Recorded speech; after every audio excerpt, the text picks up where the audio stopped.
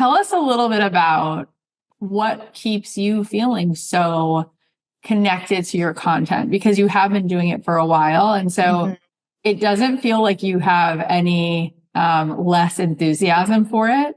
If anything, it almost feels like over time you get more connected to your community. So what is that like for you? Like similarly, you've been doing something for a while, but it continues to feel like it's authentic to you.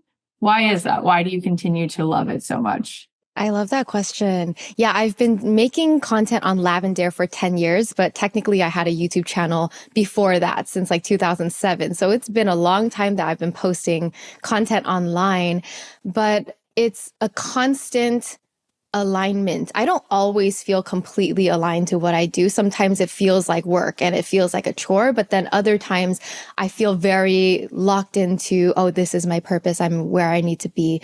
But as you said, like change is a part of life. And what I wanted 10 years ago is not what I want now. I'm totally not who I am, like the person I was 10 years ago. And I think the way I continue to be excited about what I do is honestly like it just the constant checking in with myself. Does this bring me joy? Do I still want to show up in this way? And sometimes like me being a content creator, I still enjoy, I think I'll always love being creative. So I think that's the core that drives me. But the way in which I express myself, the formats and the different types of content that I create, I think that changes over time. Also, the different parts of me that I show changes over time. And so that's how you stay aligned and that's how it stays fun. Because if you pigeonhole yourself to like one brand or one type of content, it can get old really fast. And I'm someone that I need to change things up. I need it to feel fresh and expressive of who I am right now in this moment. So I think that's part of the reason. It makes sense. And it's such a beautiful answer. I think your audience knows how genuine you are. And that's part of the reason that they continue to show up. You know, you do have such a successful community, and you talked about YouTube, you've been on YouTube for a long time in different formats, but if somebody wanted to begin to have a YouTube channel, I think it's really overwhelming and they think to themselves, why would I bother? Because I'm going to be a dot in a sea of so much.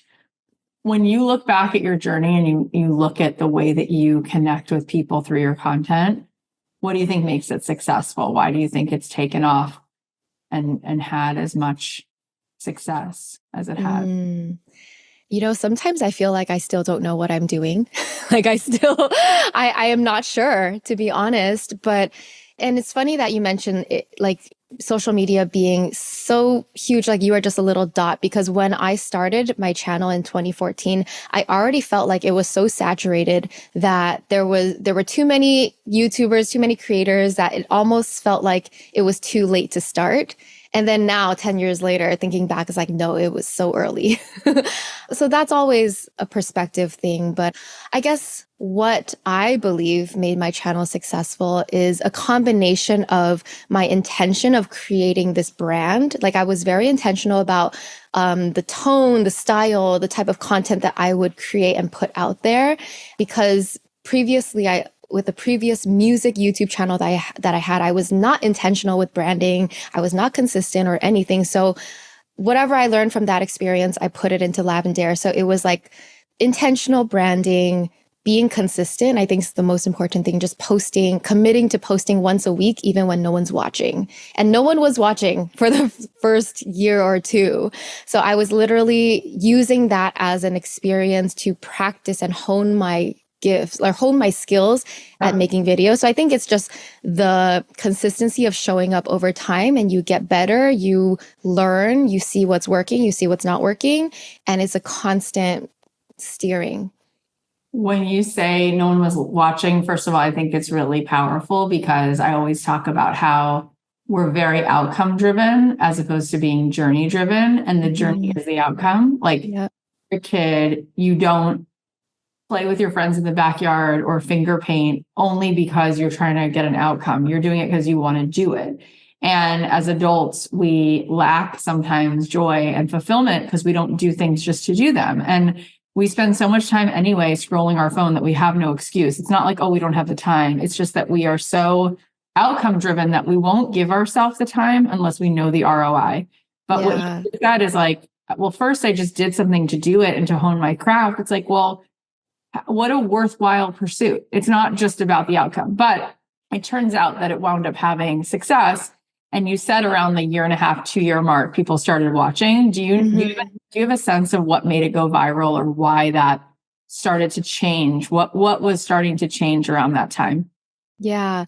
On YouTube, I think there are certain times where like you kind of catch a wave, like, oh, some video or some series starts to go viral. And I think in the past, I've had a few waves, but the first wave was 2015, the tidying the KonMari way. If you've heard of the Marie Kondo book. So I read the book and I got really inspired to declutter my life. I made a whole series about it. And it just so happened that obviously that book was popular. So people found my videos through that. But minimalism was also a very popular, trendy concept at the time. People were doing capsule closets. And so I was, this whole journey of my life is experimenting what lifestyle and what life I want. So part of it was like, oh, like decluttering, let me embrace minimalism and see how this will change my life. I was just desperate for how I could level up my life because I was totally not where I wanted to be. So that was the first wave, 2015, minimalism, decluttering. It just got my channel like the first kind of wave in boost of views. I love that. And I love that for you because it's so well deserved because it's so authentic. It's not like, oh, I'm trying to catch the wave by, the tail wagging the dog. Like I see that people like that, so I'm going to go create it. It's like, no, it was very natural for you. You're such a perfect person to implement and teach some of that stuff. And so it just kind of worked out like right place, right time, but the right person at the right place at the right time, So yeah, that does make sense. One of the things that you've been successful at, multiple things, is you created what's called the Artist of Life workbook. And it's a guided journal to creating your most successful year. And you've sold thousands and thousands and thousands and thousands and thousands of copies. Tell us a little bit about what it means to create your most successful year. Like, why did you create that? And what are some of the most important takeaways for somebody who wants to take a page out of the book, so to speak, and create their most successful year? Yeah, I created the workbook as a compilation of a lot of the exercises and the system that I used and kind of built over time to create my dream life. Obviously, when I created the workbook, I was on the path, right, to creating my dream life, but I was deep into personal growth, reading self-help books, experimenting with different habit building techniques and this and that for a few years at that point.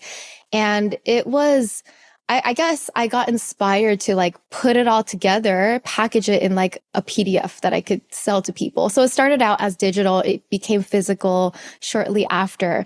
But the whole premise of the Artist of Life workbook is getting super intentional. And first of all, it's like understanding yourself, understanding what you want, getting really clear about what you want, and then breaking it down in all the ways. So I think what's unique about the workbook is we guide you to plan your goals in all the areas of life. It goes from like health, career, relationships, hobbies, spirituality, creativity, adventure. Like I kind of encourage people to brainstorm and dream what they want in their life in areas that they're not used to dreaming about. Right? Like, what are your personal growth goals or what are your spirituality goals this year? Sure, some might be more important than others, but I think the workbook just has a lot of guided prompts to guide you through who am I? What do I want? What does success and happiness mean to me? What is self-love? Like, what do I love about myself? And then clarifying what are my goals for this year in all the areas of life. And then there's a whole section where it's like a month to month. What are my monthly goals? Or first you do quarterly goals. Then you break it down to monthly goals, monthly reviews every single month, and then quarterly reviews at the end of every quarter. So and then now in the newer versions, we kind of break it down weekly. If you want to get more nitty gritty, it's like, okay, how do I break my monthly goals down into weeks? Like, what am I doing week 1, week 2, week 3, week 4? So that really is the structural way that has worked for me in achieving goals. Because sometimes goals are so lofty and they're up there in the sky and it's hard to make them real. And so what I found is you just do your best to break it down. Obviously, life is not going to happen exactly the way you plan it, but you get so much further once you have that clarity.